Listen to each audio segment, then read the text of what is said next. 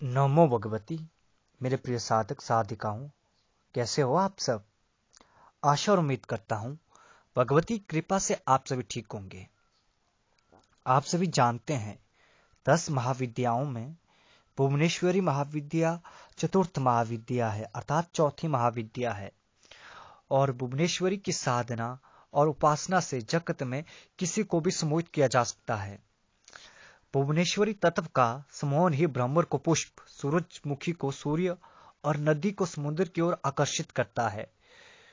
जीवन में जब थकान अनुभव हो और ऐसा लगे कि मन उदासीन हो रहा है, और उस क्षण प्रेम तत्व को पुनः संचरित करने के लिए भुवनेश्वरी साधना करना अत्यंत आवश्यक होता है। आप में यौवन नवजीवन का वेग पुनः प्रवाहित होगा, जीवन में पुनः नई ऊष्मा ऊर्जा अनुभव होगी।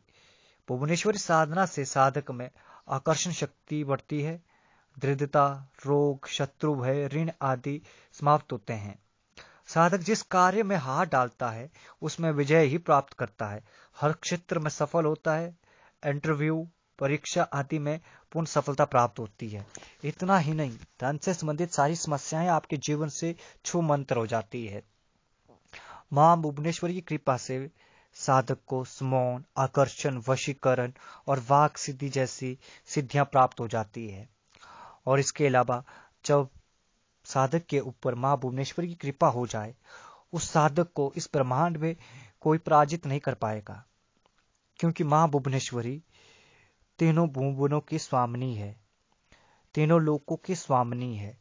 और तीनों लोकों की स्वामिनी की अगर कृपा पर हो जाए तो इन तीनों लोकों में कोई ऐसी पदार्थ नहीं है, कोई ऐसी वस्तु नहीं है जिसे प्राप्त करने में आप सबको कठिनाई प्राप्त हो। इसलिए मां भुवनेश्वर की साधना करना जीवन में अपने आप में अलौकिक है, अपने आप में एक नई ऊर्जा का संचार करना है, अपने आप में एक नए जीवन की शुरुआत करना है। और आज मैं आपको मां भुवनेश्वरी यंत्र के कुछ ऐसे दिव्य प्रयोग दे रहा हूं, जिनको करने के बाद आप अपने जीवन की तमाम परेशानियों को दूर कर पाएंगे और अपने जीवन में मां भुवनेश्वरी की कृपा को प्राप्त कर पाएंगे। साधकों के लिए साधनात्मक उन्नति के साथ साथ सामाजिक उन्नति भी अत्यंत आवश्यक है। उनके जीवन में सामाजिक पूर्णता भी उतनी ही आवश्यक है जितनी आध्यात्मिक पूर्णता। अतः समाज में यश सम्मान प्राप्त कर उसे स्थिर बनाए रखने के लिए आप मां भुवनेश्वरी के इस प्रयोग को अवश्य संपन्न करें। आपको करना क्या है कि प्रातः ही स्नान आदि से निवृत्त होकर पीली धोती धारण करनी है और पूजा स्थान को स्वच्छ कर कुमकुम से अष्टदल कमल बनाकर उस पर मां भुवनेश्वरी यंत्र को स्थापित कर देना है। और फिर धूप दीप जलाकर पूजन करना है, कुमकुम से पूजन करना है, अक्षत चढ़ाने हैं और पुष्प चढ़ाने हैं। और उसके बाद मां भुवनेश्वरी का ध्यान करना है, जो आप सबको मैं डिस्क्रिप्शन में लिख कर दूंगा। ध्यान करने के बाद आपने फिर यंत्र के ऊपर त्राटक करते हुए 1 घंटे तक मंत्र का जाप करना है। और इस तरीके से आपने इस प्रयोग को 5 दिन तक करना है। और प्रयोग समाप्ति के बाद आपने यंत्र और बाकी सामग्री को नदी में प्रवाहित कर देना है। इस प्रयोग के बाद आप देखेंगे कि जहां आपके साधनात्मक उन्नति में या आध्यात्मिक उन्नति में या सामाजिक उन्नति में अवरोध पैदा हो रहे थे, वे अवरोध दूर हो जाएंगे, समाप्त हो जाएंगे। जो कठिनाइयां आ रही थी वे कठिनाइयां दूर हो जाएगी। आप बिना किसी कठिनाई के, बिना किसी परेशानी के निरंतर वेगवान होकर अपने मार्ग में आगे बढ़ते रहेंगे और अपने जीवन में मान सम्मान, यश और उन्नति को प्राप्त कर पाएंगे। यदि आप अपने मित्रों के मध्य या समाज के मध्य यश, सम्मान और श्रेष्ठता पाना चाहते हैं तो आपको भुवनेश्वरी यंत्र को पीले रंग के वस्त्र के ऊपर आपने मंत्र लिखकर उसके ऊपर आपने यंत्र को स्थापित कर देना है और उसका विधिवत से पंचोपचार से पूजन करना है। और फिर मां भुवनेश्वरी का ध्यान करना है और उसके बाद आपने भुवनेश्वरी मंत्र का 11 माला जाप करना है। और ऐसा आपने 11 दिन तक करना है। 11 दिन के बाद आपने सारी सामग्रियों को उसी पीले वस्त्र में बांधकर नदी में प्रवाहित कर देना है। इस प्रयोग के बाद धीरे धीरे आप अपने मित्रों के मध्य, समाज के मध्य यश, सम्मान और श्रेष्ठता को प्राप्त कर पाएंगे और अपने जीवन में आप तरक्की को प्राप्त कर पाएंगे, सफलता को प्राप्त कर पाएंगे और समाज में आपका मान सम्मान होगा, श्रेष्ठता होगी और आप इसी तरीके से अपने जीवन को परिपूर्ण होकर जी पाएंगे। यदि संतान आपकी उपेक्षा कर रही हो या आपका अपमान कर रही हो या आपकी बात नहीं मानती हो, तो संतान में सुबुद्धि तथा उससे यश व सम्मान प्राप्ति के लिए आपने भुवनेश्वरी यंत्र के समक्ष ध्यान करके उसका पूजन करके आपने 51 वाला मंत्र जाप करना है। और ऐसा आपने 21 दिन तक करना है।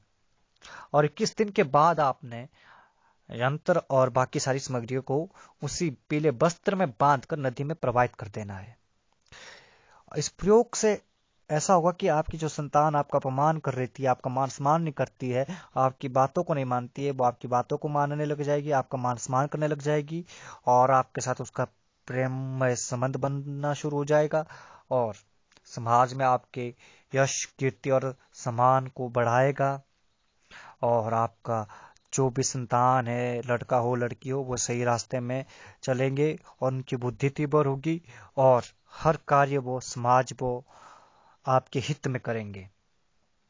पत्नी आपका सम्मान नहीं कर रही हो, रोज कलह करती रहती हो, घर में अशांति बनाकर रखती हो, तो आप इस प्रयोग को अवश्य करें।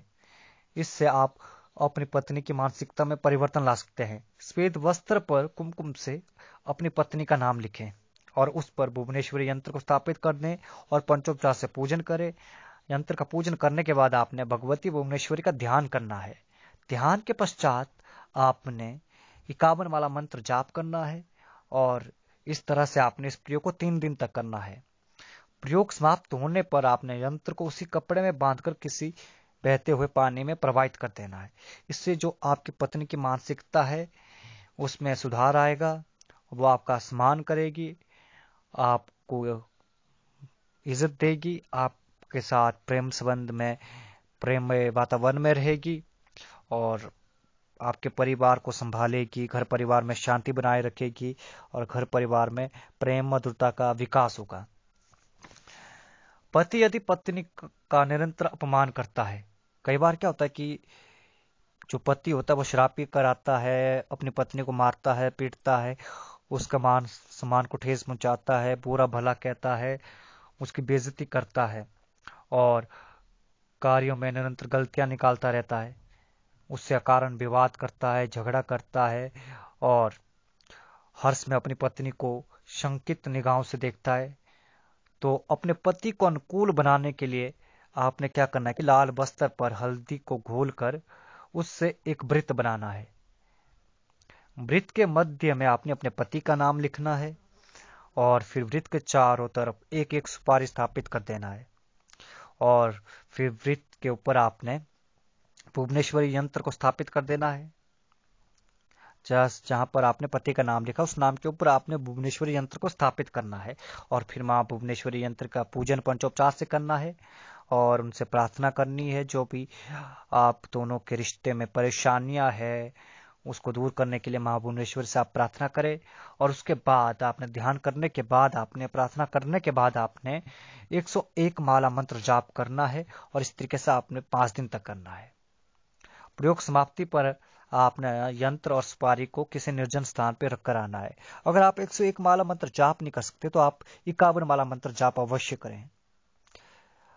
आशा और उम्मीद करता हूं मेरे द्वारा दी गई ये जानकारी आपको बेहद ही पसंद आई होगी। अगर पसंद आई हो तो आप हमारे चैनल को लाइक, शेयर और कमेंट जरूर करें और साथ ही साथ सब्सक्राइब जरूर करें और बेल आइकन बटन को जरूर दबाएं और हमारे चैनल को शेयर भी जरूर करें ताकि अन्य लोगों तक ऐसे ही सरल प्रयोग और दिव्य जानकारी प्राप्त होती रहे और वो भी अपने जीवन में इन साधनात्मक प्रयोगों को करके अपने जीवन में सुधार ला सके।